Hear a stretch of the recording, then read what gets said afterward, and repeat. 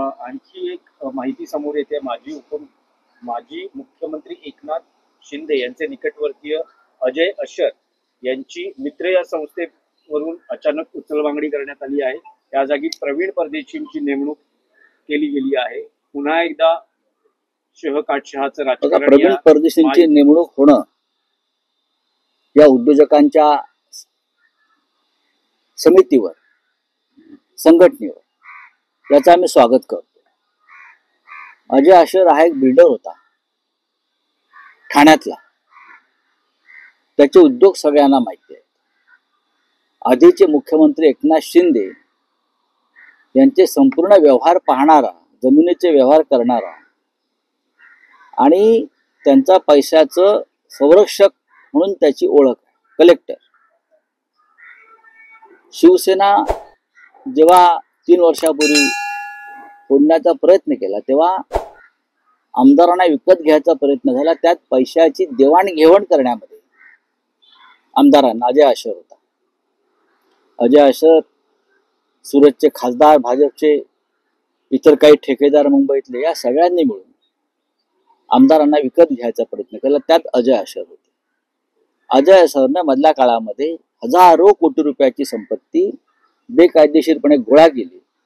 माझ्या माहितीप्रमाणे त्याने आता देश सोडलेला आहे आणि त्याने देशातून पलायन केलेलं आहे.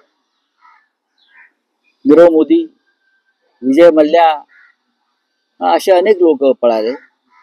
आता अजय अशर पळाला. त्यांना तो एक राणा नावाचा कोणता एक अतिरेकी आहे, त्याला परत आणण्यासंदर्भात चर्चा सुरू आहे. हे आर्थिक गुन्हेगार आहेत. हे आर्थिक क्षेत्रातले अतिरेकी आहेत, टेररिस्ट आहेत.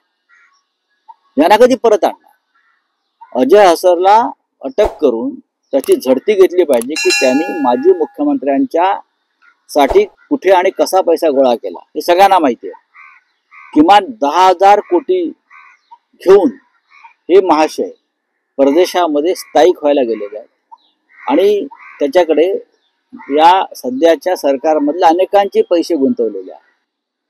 जर देवेंद्रजींनी भूमिका घेतली असेल की अशा व्यक्तीला मैत्री या संघटनेतून दूर करावं आणि एखाद्या चांगल्या अधिकाऱ्याला आणावं तर त्याचं स्वागत केलं पाहिजे.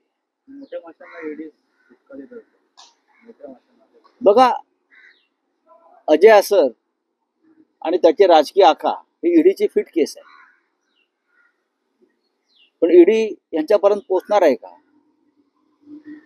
गृह मंत्रालयानं अजय अशरला विरुद्ध गुन्हा दाखल करून त्याची चौकशी केली पाहिजे. एकदा आर्थिक गुन्हे शाखेने चौकशी केली, पण माझ्या माहितीप्रमाणे की पैशाच्या बाबतीमध्ये सगळ्यांचं तेरी बी चूप आणि मेरी बी चूप ही भूमिका असते. पण राऊतसाहेब, अशा पद्धतीच्या स्वच्छता मोहिमेतून एकनाथ शिंदे यांचे पंख छाटण्याचा प्रयत्न सुरू आहे का? एकनाथ शिंदे यांना पंख कधीच नव्हते.